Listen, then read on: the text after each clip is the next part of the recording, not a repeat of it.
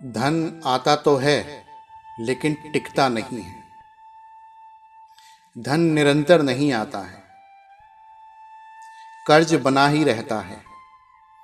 यदि कुछ इस प्रकार की परेशानियां आपके साथ चल रही हैं और आप कोई व्यापार करते हैं या जॉब करते हैं, मतलब कुछ ना कुछ पुरुषार्थ करते हैं और फिर भी धन संचय नहीं हो पा रहा है, तो मैं आज आपको एक साधारण लेकिन विशेष उपयोगी प्रयोग बताने जा रहा हूं। इस प्रयोग में आज मैं आपको यंत्र बता रहा हूं जो विश्वसनीय है। लाखों लोग इसका इस्तेमाल कर चुके हैं।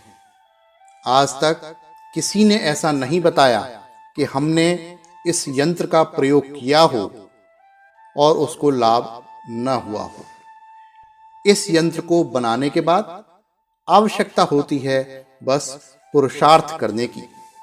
यदि आप पुरुषार्थ में विश्वास रखते हैं और नियमित रूप से धन कमाने के लिए प्रयास करते हैं, अपनी योग्यता को बढ़ाते हैं, तो ये यंत्र भी अपनी कदम ताल आपकी सफलता के साथ मिलाता है।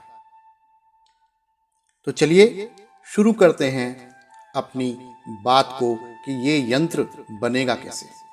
देखिए, यंत्र बनाने के लिए आपको आवश्यकता है एक भोजपत्र की। जी हाँ, आपके आसपास कहीं मिल जाएगा, आप पता कर लीजिए।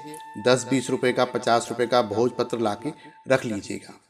अभी मैं स्क्रीन पर आपको एक यंत्र दिखा रहा हूँ। आपको कुछ खाने नजर आ रहे हैं। 5x5 के ये ब्लॉक्स जो नजर आ रहे हैं, इसमें कुछ अंक लिखे हुए हैं। इन अंकों को ही आपको उस भोजपत्र पे लिखना है, लेकिन इसको लिखने के लिए आपके पास होनी चाहिए अनार की कलम।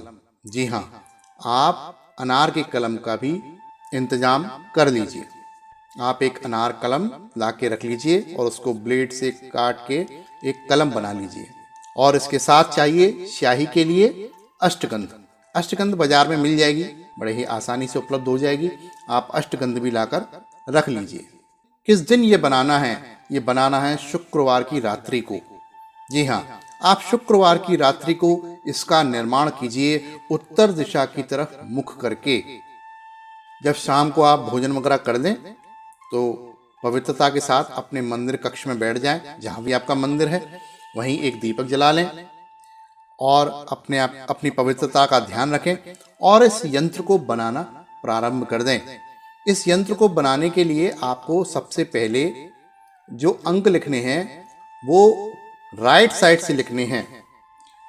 जैसे देखिए, इधर 22 नंबर लिखा हुआ है। सबसे पहले आपको 22 लिखना है, फिर 14 लिखना है, फिर 1 लिखना है, फिर 18 लिखना है, फिर 10 लिखना है। फिर इसी प्रकार फिर उसके नीचे 3 लिखना है, फिर 20 लिखना है, फिर 7 लिखना है, फिर 24 लिखना है और फिर 11 लिखना है।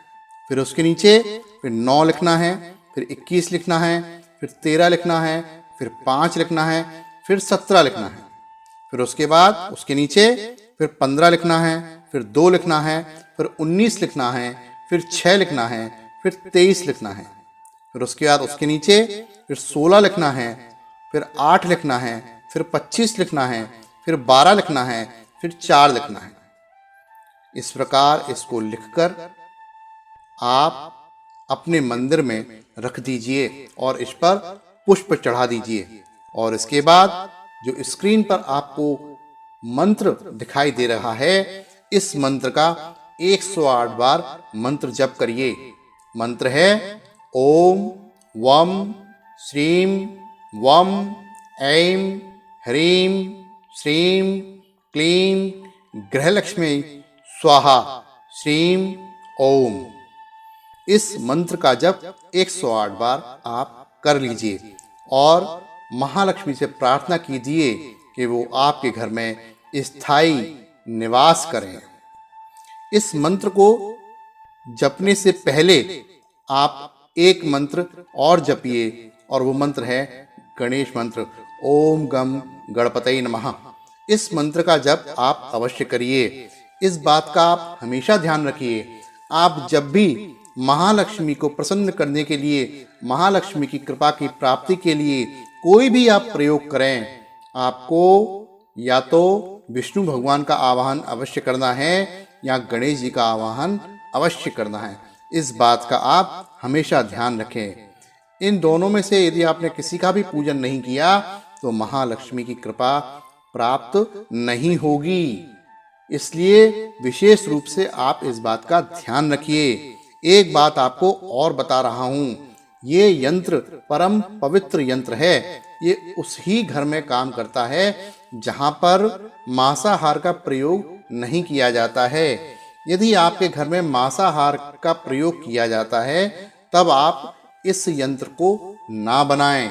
ये यंत्र सनातन धर्म वालों के लिए है। जिस घर में मांस और मदिरा का प्रयोग नहीं किया जाता वहीं पर ये यंत्र बनाया जाता है, वहीं पर ये यंत्र कार्य करता है। इस बात का आप हमेशा ध्यान रखिएगा। एक बात आपसे और कहना चाहता हूँ, इस यंत्र को महिलाएं भी बना सकती हैं। महिला भी इस मंत्र का जाप कर सकती हैं और यदि हो सके तो इस मंत्र को जाप करने के बाद आप इस मंत्र के 27 आहुतियां भी दे दें।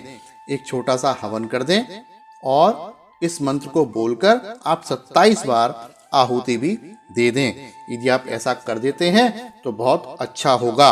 अब शुक्रवार कौन सा होना चाहिए, तो मैं आपको बताना चाहूंगा कि अमावस पड़ने के बाद जो दूसरा शुक्रवार आएगा आप उसका चुनाव कर सकते हैं यंत्र बनाने के लिए। ये मैंने बहुत ही साधारण सा एक आपको प्रयोग बताया है मुहूर्त के चुनाव का। आप किसी भी शुक्रवार को इसको वैसे बना सकते हैं और इसका लाभ ले सकते हैं। निश्चित रूप से आपको ये लाभ देगा। किसी भी प्रकार के तनाव को पालने की आवश्यकता नहीं है। यदि धन संबंधी समस्याओं से आप जूझ रहे हैं तो कृपया अपनी योग्यताओं पर फोकस करें और इस चैनल को सब्सक्राइब कर लें।